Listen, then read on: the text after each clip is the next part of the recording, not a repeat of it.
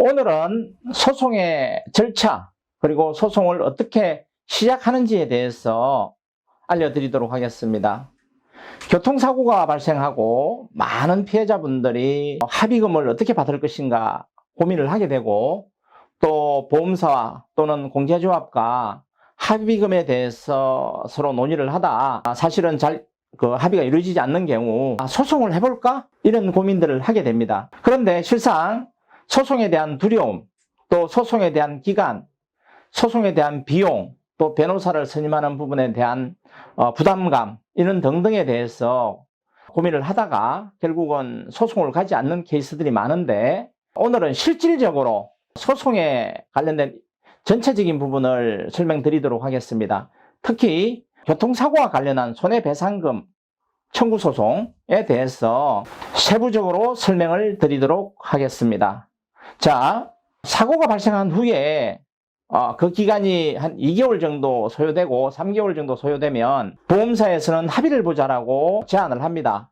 이 시점에서 보았을 때 합의가 안 이루어질 것 같다는 느낌이 들고 불성실한 태도로 합의에 보험사가 응하거나 공제조합이 응할 때 우리는 소송을 진행하고 또 소송에 대해서 절차를 밟아 나가면 됩니다. 자, 간단하게 이제 판서를 하면서 설명을 드리도록 하겠습니다. 소송의 시작, 절차, 그리고 기간. 오늘 설명드리는 부분은 이 변호사 사무실들이 사건을 수임하기 위해서 기간을 짧게 잡고 상담을 하는 이런 부분에 대해서 모든 부분을 배척하고, 실질적으로 우리가 소송을 진행해서 정말로 어느 기간이 걸리느냐, 얼마큼 기간이 걸리느냐, 이 부분을 상세하게 알려드리도록 하겠습니다. 자, 아마 여러분들이 변호사 사무실로 전화를 해서 상담을 할 때 소송 기간이 얼마나 걸립니까? 라고 질문을 첫 번째 할 거예요. 물론 비용도 궁금하겠지만, 그랬을 때 소송 기간에 대해서 대부분의 답변은 이렇습니다. 소송 기간은 한 6개월 정도 소요될 겁니다. 빠르면 7, 8개월 만에 소송이 끝날 수 있습니다. 그 이유에 대해서는 이야기하지 않습니다. 그 이후의 기간 동안은.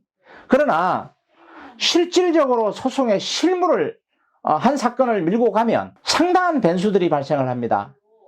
여러 가지 변수들이 발생하는데, 그런 부분에 대해서 간단하게 이제 전체적인 절차에 대해서 설명을 하고, 그 다음에 그 기간에 대해서도 구체적으로 설명을 하겠습니다. 이걸 알아야 소송을 갈지 말지에 대해서 명확한 판단을 할 수 있기 때문에 구체적으로 좀 설명을 드릴게요. 기간까지 붙여서. 먼저 소송을 가는 부분의 첫 번째, 많은 경험칙상 보면 저희 변호사 사무실에 와서 소송을 바로 사건을 의뢰하고 소송을 가는 케이스들도 있지만, 혼자서 나 홀로 소송을 해보겠다고 해서 혼자서 소장을 만들고 손해액을 막 공부를 해서 산출한 내용을 가지고 소송을 갔는데, 혼자서 하다가 중간에서 하차하고 그때서 변호사를 선임하는, 하차한 후에 변호사를 선임하는 케이스들이 또 있습니다. 그런데 제가 말씀드리면 이 교통사고는 혼자서 소송을 갈 수 있는 정도의 가벼운 사건들이 아닙니다. 대부분 나홀로 소송은 채권 채무가 있는 간단한 소액 사건이라면 혼자서 소송을 충분히 해서 변론을 하고 그 다음에 승소를 할 수 있습니다. 그러나 교통사고는 실질적으로 매우 복잡한 과정들이 포함이 되기 때문에 나홀로 소송을 진행을 해가지고 시간을 낭비할 이유는 없다. 이런 말씀을 좀 드리겠습니다. 그 이야기를 드리는 이유가 지금부터 설명하면서 함께 나오기 때문에 간단하게 설명을 드릴게요. 먼저 소송의 절차 부분에서, 그러면 이제 변호사를 선임하고 이런 부분에 대한 부분은 후차적인 거고, 먼저 소장이 제출되어야겠죠. 법원에다가 소장 제출이 있습니다. 자, 소장 제출을 제일 먼저 1번으로 합니다. 하는데 소장을 제출하게 됩니다. 소장을 제출하는 부분은 먼저 배상을 해야 되는 또는 보상을 해야 되는 본사가 소속되어 있는 지역의 법원을 선택을 하는 겁니다.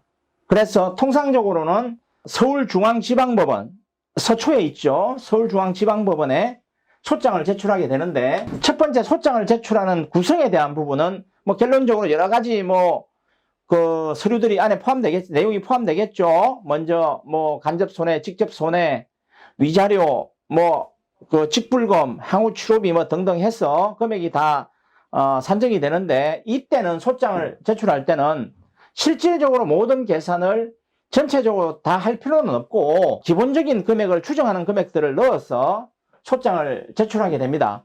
자, 소장을 제출하고 두 번째로는 그러면 법원에서 변론기일을 1차적으로 잡아줍니다. 1차 기일 잡아주면, 자, 이 시점에서 골절의 환자, 무릎에 골절이든 어깨에 경관절에 골절이든 상완골에 골절이든 발목 골절이든 등등의 골절들은 바로 이 시점에서 신체 감정 신청을 합니다. 지금 이 부분은 최대한 단기적인 부분을 가지고 신체 감정 신청을 해서 신체 감정을 받고 최대한 빠르게 판결이 날 수 있는 스케줄을 잡아 나가는 겁니다. 자, 신체 감정 신청이라 하면 내가 신체 감정이라는 것이 무엇인지에 대해서 간단하게 먼저 말씀을 드리겠습니다. 피해자는 피해자의 입장에서 나의 장애가 얼마만큼 남았다고 주장을 하고 있고, 가해자의 변호사는 장애가 남지 않았다. 즉 말해 가해자의 보험사의 변호사겠죠. 변호사는 가해자 측 변호라고 하겠습니다. 가해자 측 변호는 장애가 남지 않았다고 100% 주장을 합니다. 그러면 실질적으로 이 재판을 주관하는 판사님은 의료적 파트에 대해서는 본인이 판단할 수가 없기 때문에 결국은 제3의 지정 병원과 의사를 지정해서 이 환자의 장애 상태를 평가하는 것, 이것을 신체 감정이라고 합니다.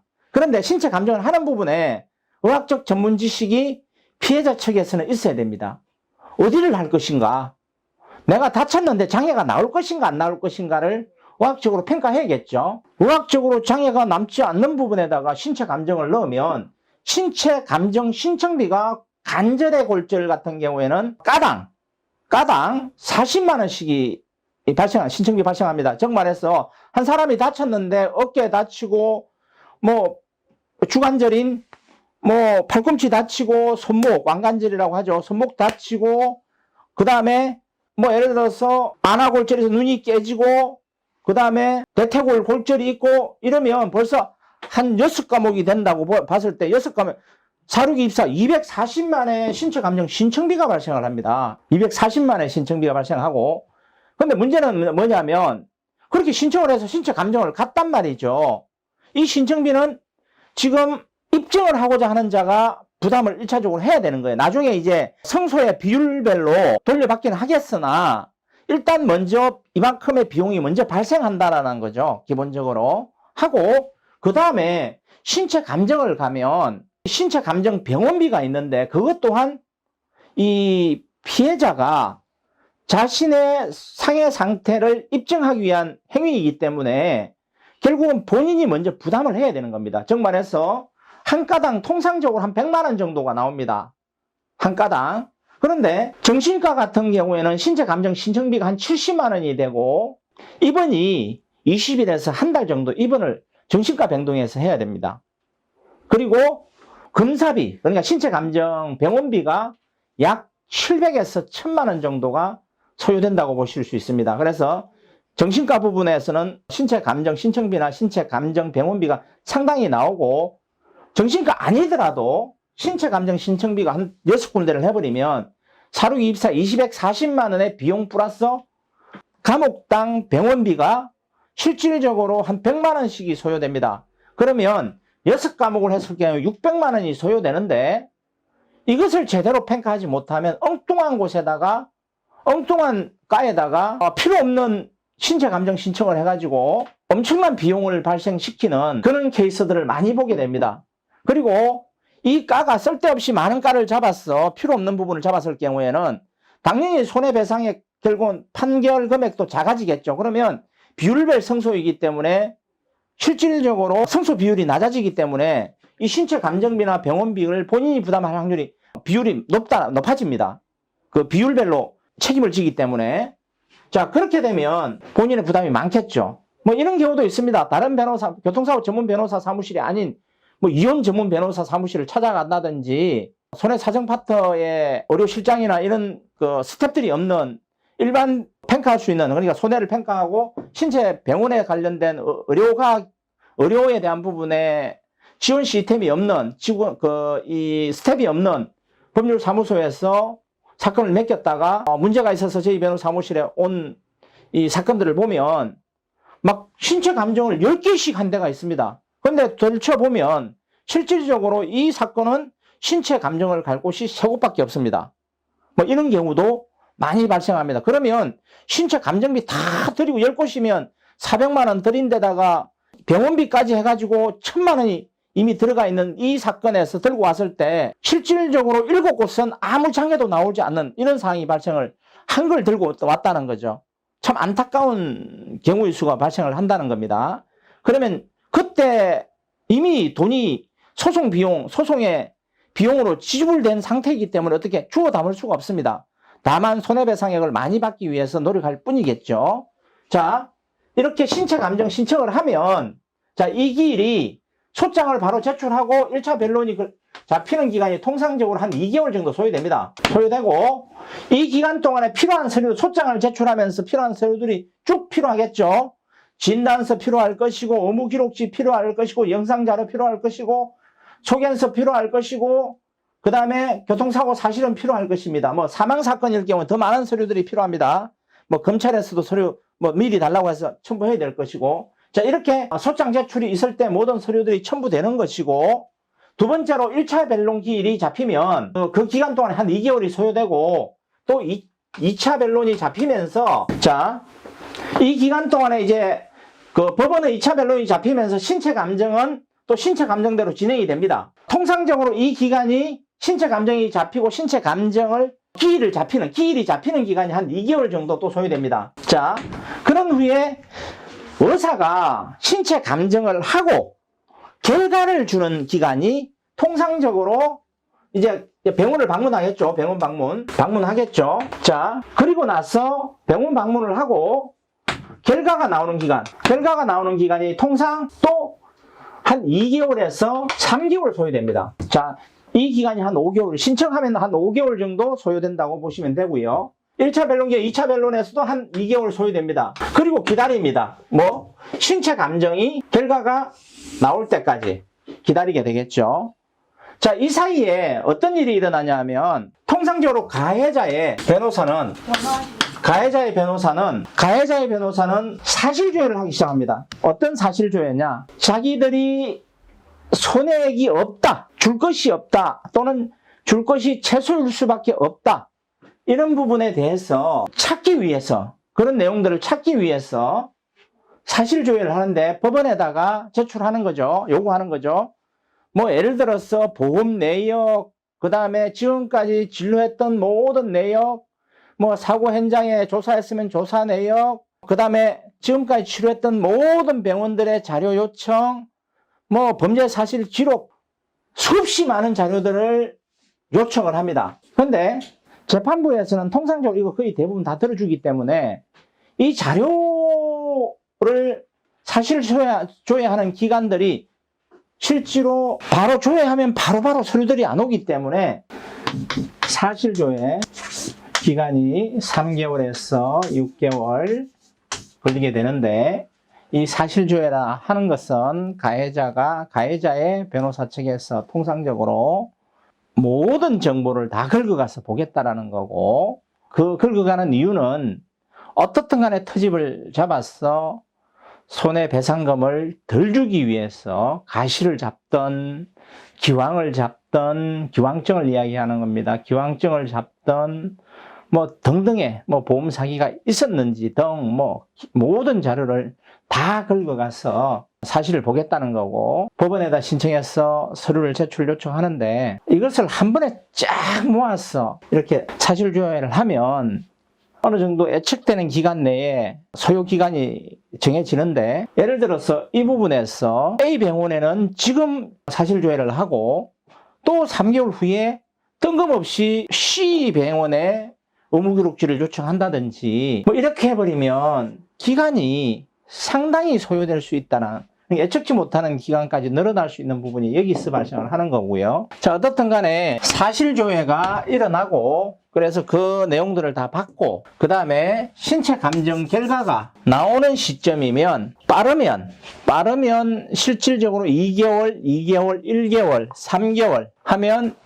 4, 5, 6, 7, 8, 6개월에서 8개월 정도이면 사실은 뭘 할 수 있냐면, 원고 측, 피해자의 측에서 청구 취지 변경을 할 수 있습니다.